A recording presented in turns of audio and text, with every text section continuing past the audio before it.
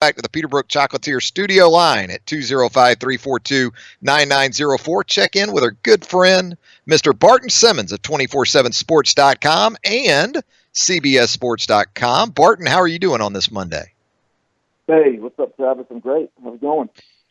Just trying to digest everything from another big college football weekend. And something we do here on Mondays, Barton, is called Winners and Losers. From the sports weekend. We're looking specifically at college football where you are concerned. So give us your biggest winner and your biggest loser from the college football weekend.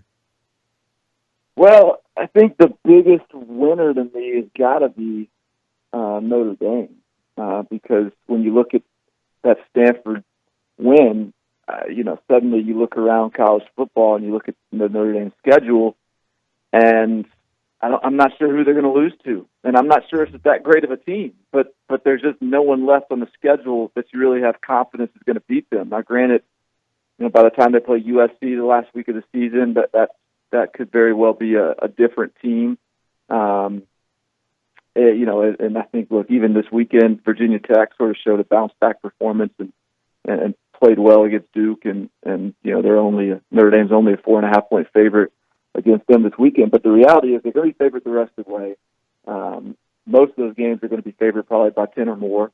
And suddenly, we're looking at Notre Dame, a team that we were doubting when they barely beat Ball State and Vandy, and we're talking about them in the college football playoffs. So I definitely look at them as a big winner this weekend.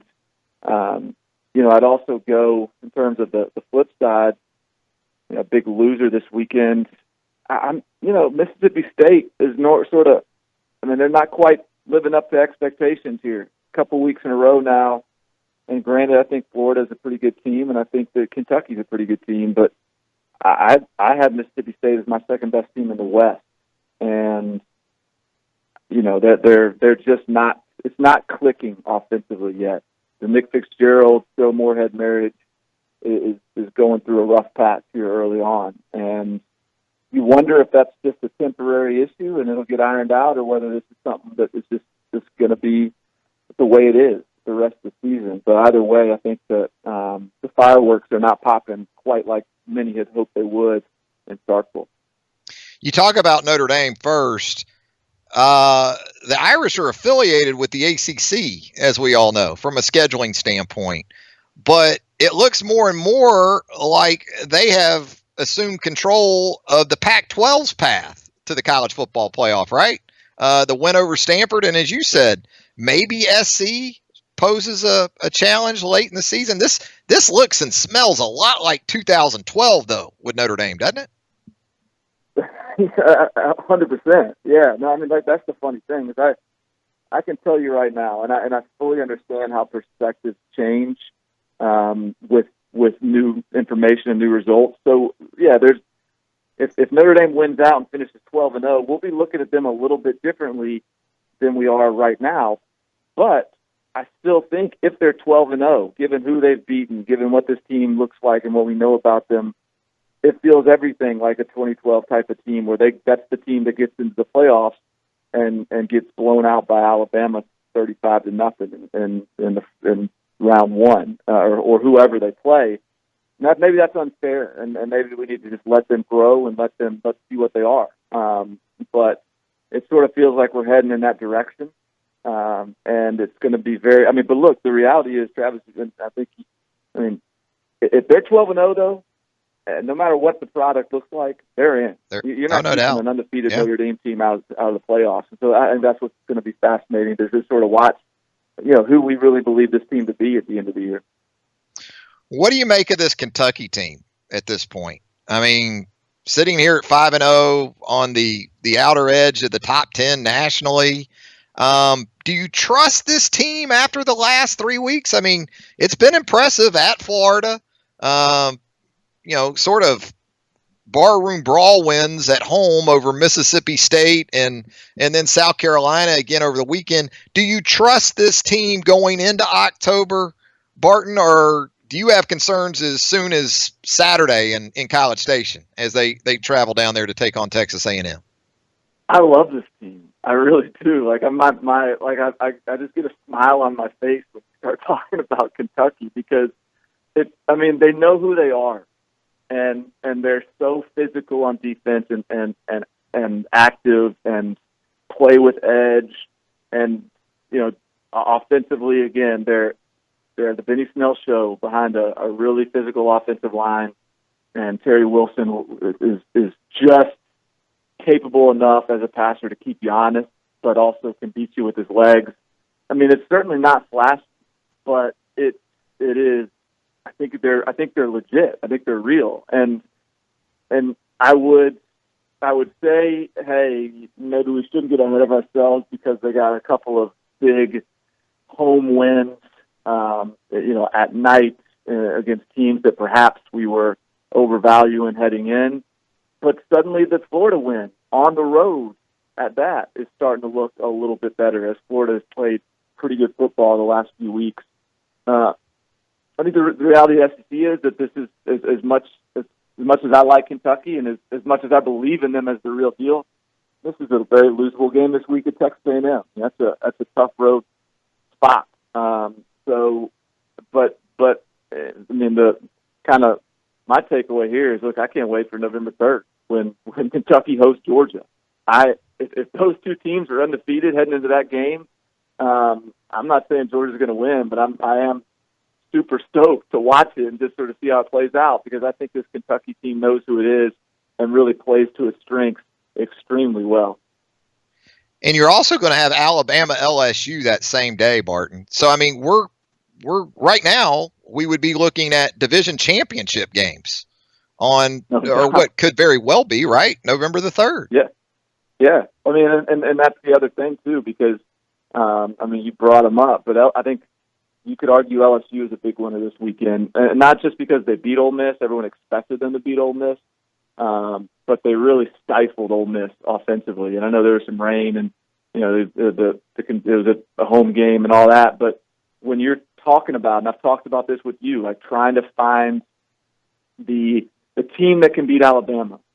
I'm not sure there's anybody, and I watched Ohio State this weekend. I was in State College for that game. That team's not beating Alabama. They're going to probably win the Big Ten, but I don't think they're beating Alabama.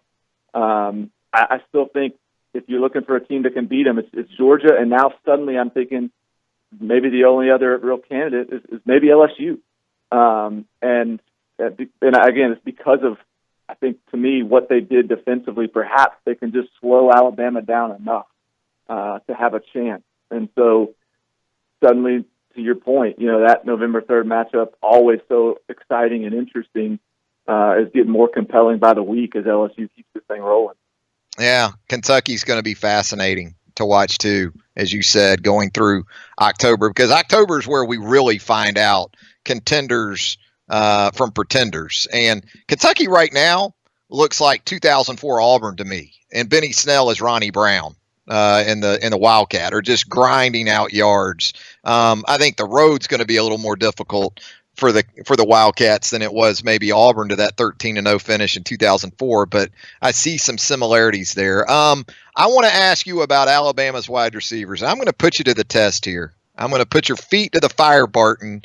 You can have one of these Alabama wide receivers right now, and I'm going to include Jalen Waddle in that conversation now too. After what we've seen. So basically, they're top four guys. Which one are you going to take? You can only have one. Judy, Smith, Ruggs, Waddle. Which one are you taking? Well, it's funny. Like I am. There's some temptation to take Waddle because I think as Alabama gets more comfortable with him and starts to give him more touches, we're seeing how explosive he is, and obviously he brings a return element to it. And then all those guys are capable of returning kicks and punts, but Waddle, I think, is, that quick start-stop ability and just his ability to make plays in space. I think, that can translate to the third phase of the game and special teams really well too. But I'm going to go with another guy. The guy that I really like, and this is, of course, this is a loaded question and there's no right or wrong answer for me. But the guy that I sort of get drawn to is Devontae Smith. I think he's still getting better. He's still getting stronger. speed. He is such a smooth and fluid route runner. I think he's incredibly competitive. And Henry Ruggs, as fast as he is, he's a little more of a straight line guy. Smith's got a little bit of size on Judy. I think he's sort of he's kind of, I think, the most complete of the bunch. And when I watch him run routes, it's so fun. I mean, the way he understands how to set a defender up and the explosiveness then to run by him once he's got him where he wants him is it's a work of art, man. And so that's kind of where I lean. But, you can make a strong case for any one of the four, in my opinion. Yeah, Smith's hard to go against, isn't he? Because as good as the four are, and I think all four of them can play any of the spots, Barton, the skill set you talked about with Devontae, he is a true X receiver on any football team. And when we talk about that, we're talking about an outside guy that can just take the top right off of any defense. Is that kind of what you see there? Yeah, he can. There's so many ways he can beat you, and he's so much faster, I think, because he's sort of an unassuming looking guy. He's slender, he's skinny, but he can go, and he's one of those guys that can go as fast as the ball is. Wherever the ball is, he's got go get it speed. Doesn't get overthrown. And that's just, I think you either have that or you don't. You can run track all your life, but if go get it speed is sort of something that's innate and internal, and I think that Devontae Smith got that. We're talking with Barton Simmons of 247sports.com and cbssports.com on a Monday edition of Southern Fried Sports presented by Cartier and Lloyd Attorneys at Law and Mercedes-Benz of Tuscaloosa. Barton's able to talk about all these guys in depth like he does because he literally tracks them from the early stages of their recruitment right on into their college football careers. And so with that in mind, as we let you go here, Barton, you look at the national recruiting rankings right now: Georgia, Texas A&M, Alabama in the top 3 spots of the 247 Sports composite. How do you see that shaking out as far as which of those 3 most likely to be in the top spot when this thing's all said and done in February? Well, let's scratch A&M off the list because they got 25 commits right now. Alabama's got 21. Georgia's got 19. I think there's just more upward mobility for Alabama and Georgia. I think Nick Saban is going to be really motivated to have a really strong close, but that's he's still got to beat Kirby Smart in Georgia, and I think with the foundation that they've got right now, the guys that they've still got on their board, and as I just sort of look in the top 100 and the guys that are sort of penciled in to some of these other programs, I lean Georgia being able to just eke it out. But it's going to be a really fun battle to watch down the home stretch. They're going, they're battling for some of the same guys like Clay Webb and who could sort of decide that ranking. So I'm leaning Georgia right now, and think it's going to be probably a 1-2 battle between those 2 programs. Doesn't sound like that's going to change anytime soon either, because Kirby's just built a monster over there. Yeah, I mean, he's the first guy that's got the Alabama blueprint and the Nick Saban blueprint, but also has the natural resources to actually compete and contend. I mean, Georgia's been a sleeping giant. It hadn't been. It's always been a napping giant. They've been recruiting well. They've not been sort of this deep slumber, but so it wasn't that far to go to get over the top on the recruiting side of things.